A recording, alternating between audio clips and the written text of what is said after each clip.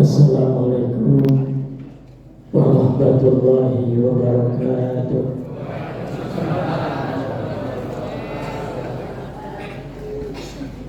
Bismillah, alhamdulillah, salatu wassalamu ala rasulillah, amma ba'd. Jamaah sekalian, Bapak Ibu sidang tarawih rahimakumullah, wabil khusus ahifillah Al-Qari Al-Ustaz Saladi. Beliau teman saya juga, saudara saya juga. Kita doakan selalu sehat dan juga panjang umur. Bapak Ibu sekalian, siang belum cerah begini, begitu maghrib selesai buka, tahu-tahu suara hilang.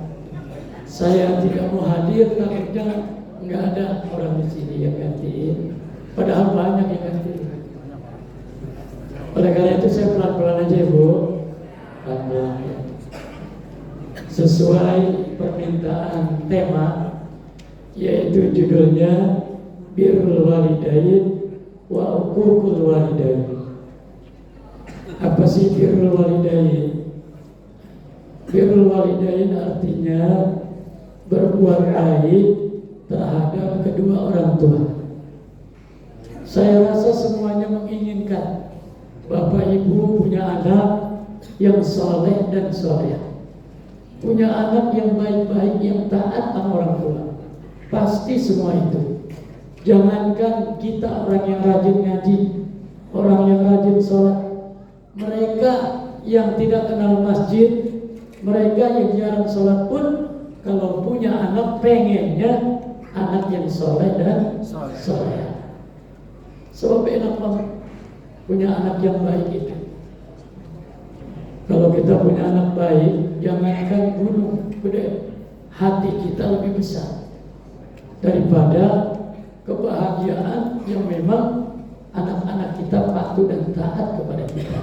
Lebih-lebih dia rajin ibadah kepada Allah. Kita tahu ibu yang melahirkan, mengandung, melahirkan, mengandung lagi baik, melahirkan, mengandung lagi, sampai ke bosan-bosannya mengandung, melahirkan, luar biasa.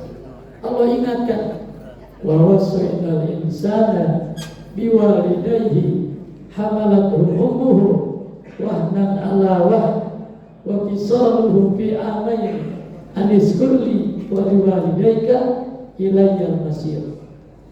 Ya Allah ingatkan, kami wasiatkan kepada manusia yang orang tuanya hendaknya dia harus berbuat baik kepada kedua orang tuanya, yang dia ibunya telah mengandungnya dalam keadaan capek dan bertambah capek. Saya mau tanya, ibu ngandung capek gak, Bu? Tapi kok nagihin ya? Baru aja melahirkan, enggak lama lagi si otang nongol deui,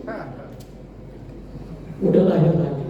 Karena memang kodrat sebagai ibu, sebagai orang tua ibu, dia melahirkan, dia menerima. Padahal sakitnya luar biasa. Tapi begitu bayi lahir, sakit semua hilang tuh. Semua hilang, begitu bayi keluar, ya, rasa sakit semua hilang. Apalagi punya anak yang soleh dan saleh. Di zaman Rasulullah SAW ada seseorang, dia ini rajin ibadah.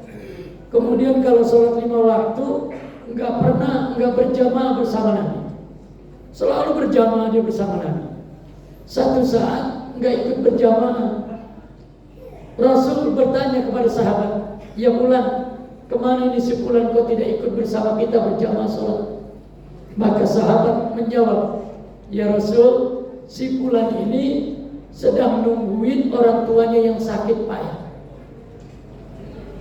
Rasulullah selesai sholat, mendengar begitu, langsung dia datangin ke rumahnya.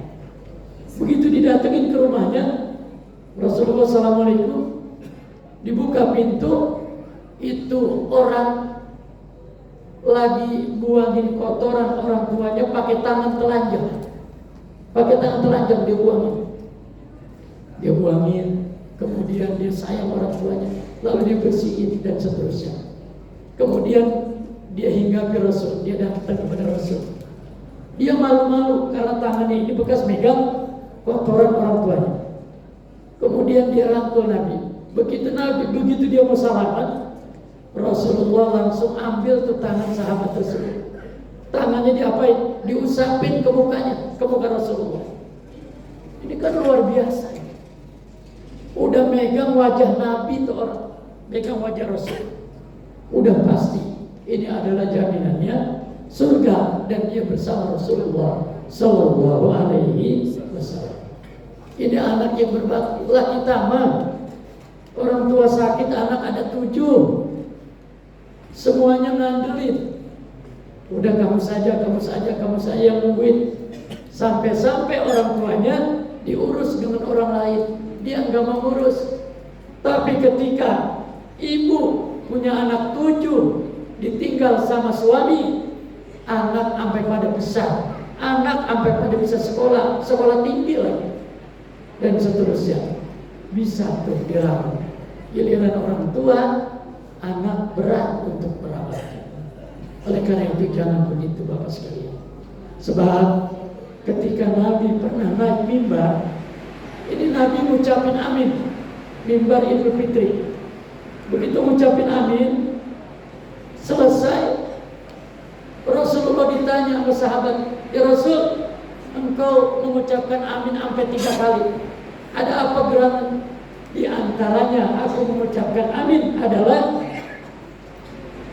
malaikat Jibril bilang, ya Allah, jangan kau terima puasa dan ibadahnya orang ini di bulan suci Ramadan kalau dia durhaka kepada kedua orang tuanya.